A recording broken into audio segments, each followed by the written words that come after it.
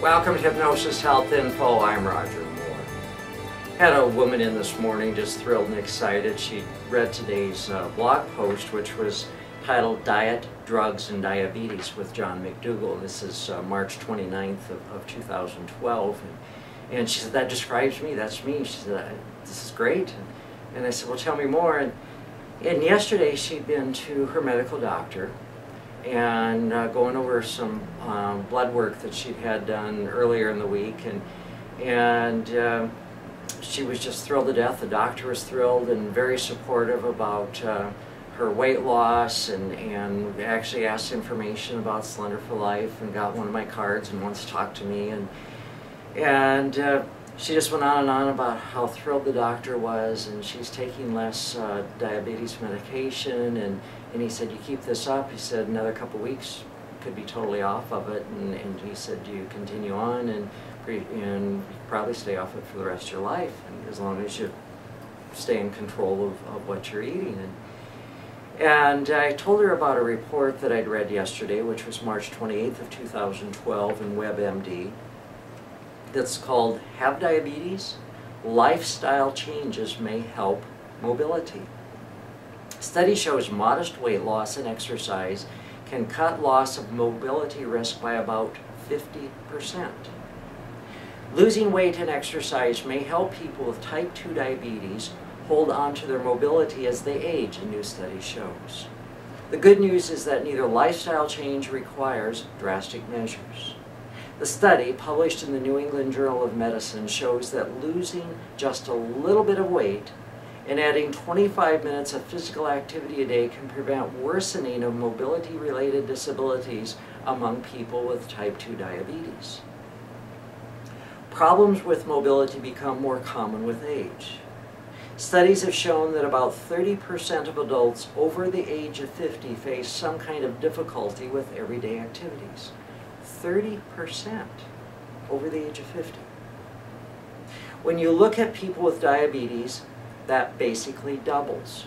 Over 60% of people who have diabetes report some difficulty in their daily activities. Activity limitations include problems like struggling to climb stairs or push a vacuum cleaner, or having trouble bending over to pick up something off the floor.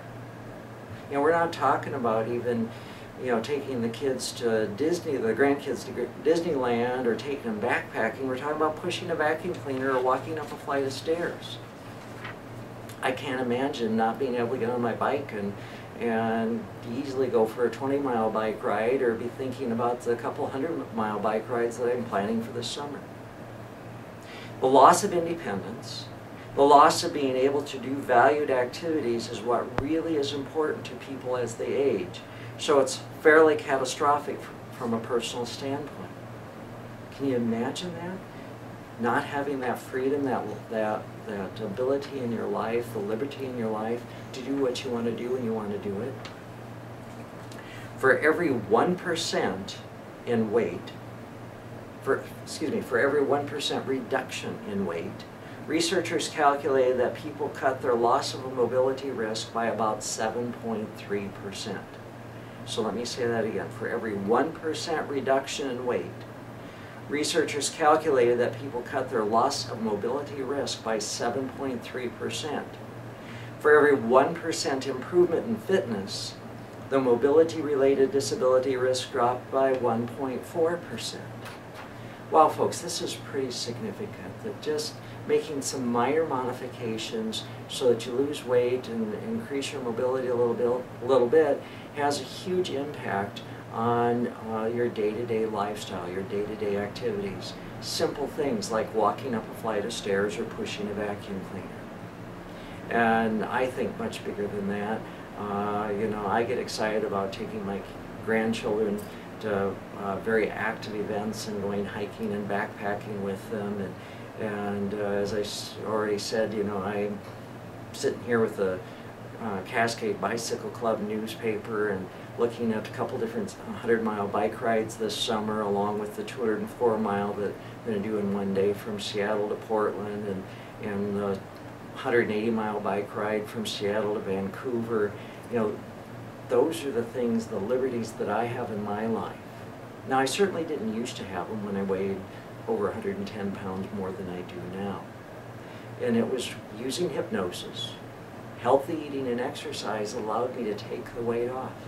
Back 17 years ago when I was overweight, I was pre-diabetic.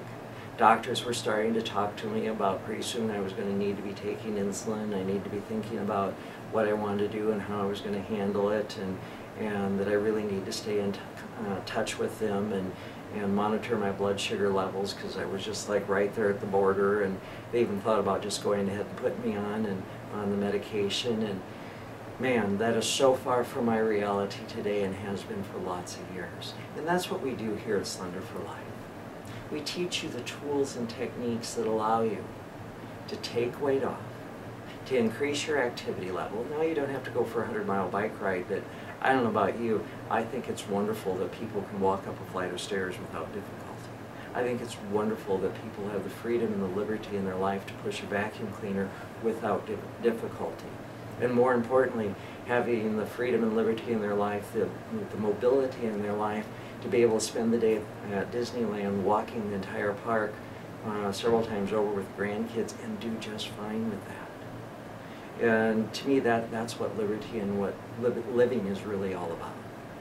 And it's just pretty crazy making to me to think that here people are having difficulty walking up a flight of stairs, pushing a vacuum cleaner, let alone sitting on the floor with the grandkids or doing anything else, almost exclusively because of lifestyle choices. That's right. For the most part, diabetes can be prevented and also reversed through lifestyle changes, changing our behavior. And you know, we don't have to sit there eating the Haagen-Dazs and the box of chocolates or the Twinkies or the fried chicken or the McDonald's. We don't have to do that. That is all choices. Been there, done that myself. And I know that that can be changed. And you can create healthy desires for healthy foods. Learn to eat when you're truly physically hungry, to stop eating when your body says enough, no more. Now, I'm today in my office here in downtown Seattle in the Medical Dental Building. Tomorrow I'll be in my office on Bainbridge Island. Sunday and Monday I'll be over in Forks, Washington.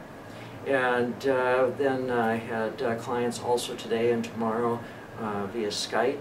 So I have clients from around the world. So if you live here in the Puget Sound, come see me in one of my offices. If you live too far away, we can set up phone and Skype sessions to support you. So give me a call at 206-903-1232 or send me an email, roger@hypnosishealthinfo.com.